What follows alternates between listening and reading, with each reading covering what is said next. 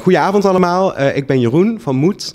Moed staat voor open, eerlijk en democratisch. En vanuit deze open, eerlijke houding zit ik als non-binair, gender-questioning, neurodivergent persoon bij deze toffe bijeenkomst. Ik vond het belangrijk om te laten zien hoe genderexpressie kan verschillen.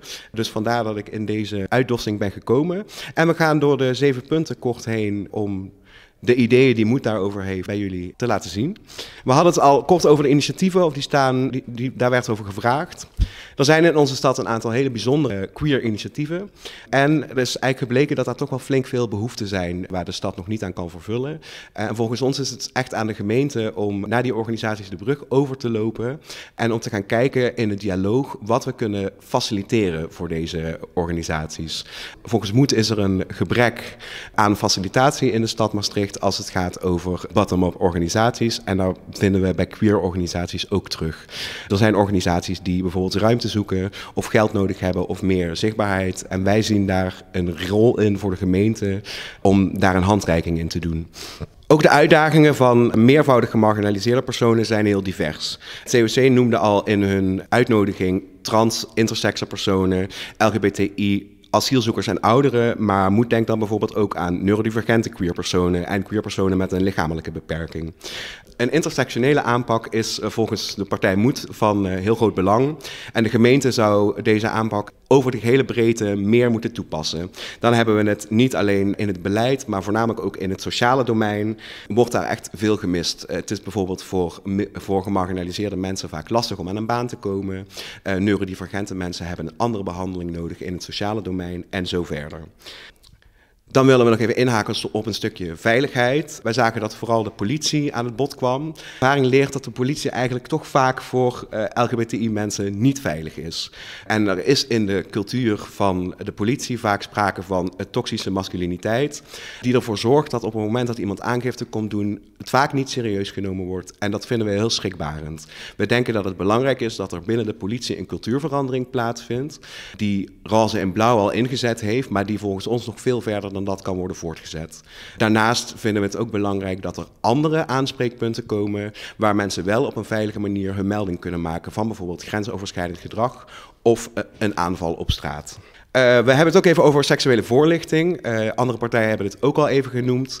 Wij vinden het eigenlijk gek dat die seksuele voorlichting vaak gaat over SOA's en zwanger worden, terwijl seks heel fijn is en intimiteit heel prettig is. We vinden het dus ook belangrijk dat dat het zwaartepunt wordt van seksuele ontwikkeling voor jongeren.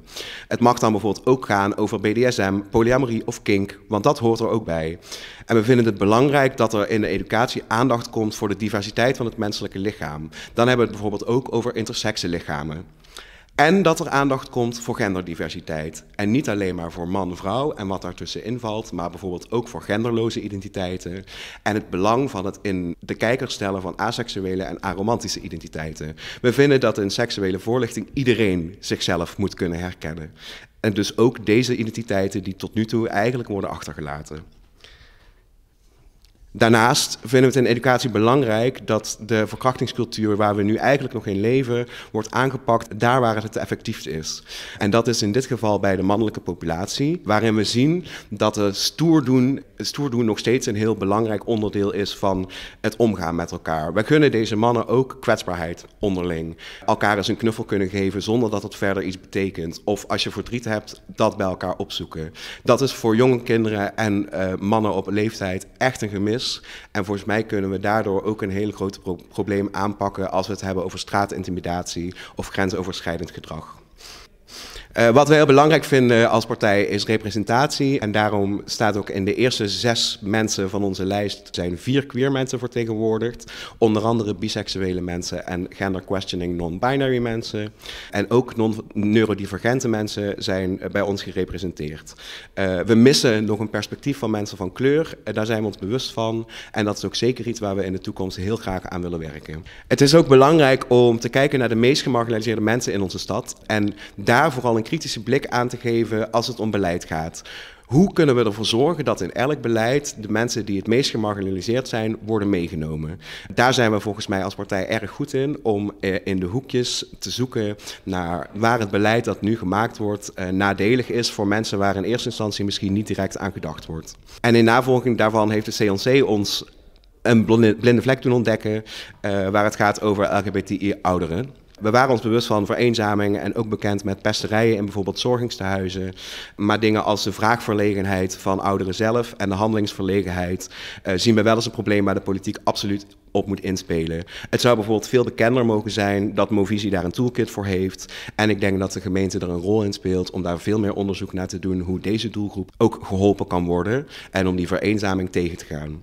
Op dit moment, kijkende naar de regeerperiode die er aankomt, hebben we een aantal dingen op de lijst staan waarvan wij denken dat de gemeente zelf daar een voortouw in moet nemen. Wij denken dat het hoog tijd is voor genderloze toiletten in de gemeentelijke gebouwen. Maar ook bijvoorbeeld dat we ophouden met mensen met mevrouw en meneer aan te spreken. En zeker met het vragen naar seksen of gender wanneer dit niet nodig is. En anderzijds in onderzoek dus juist wel vragen naar non-binaire of intersexe genders. Want daar mist onderzoek. En dat betekent dat deze doelgroep eigenlijk ontzettend veel hulp mist die het wel nodig heeft. Zoals je hoort hebben we dus heel breed nagedacht over deze problematiek. En zullen we daar in de toekomst ook ons in blijven verdiepen. Want moed is er voor alle Maastrichtenaren, dus ook voor jou. Stem daarom op moed. Jeroen, lijst 11, nummer 6. Dankjewel.